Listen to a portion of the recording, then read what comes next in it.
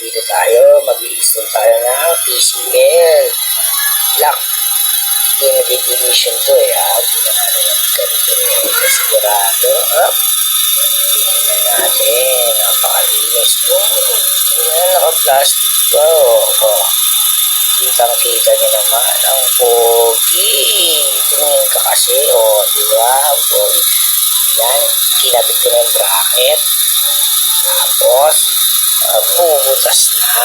Ayan na. Binutas ko na yung dadaanan ng pipe. Kailangan natin mabilisan, pero dapat malinis. Tingin tayo Ayan na. Pogi, kahit nakatalikod. Sinandaan ko yung setup. Baka kasi malito ako pag binalik ko. Tingnan mo, pogi, kahit nakatalikod. Nagpipaintings na yan. Grabe. Ayan na finish product. Grabe, ganda. Kitang-kita yung wiring. Talagang malinis yan.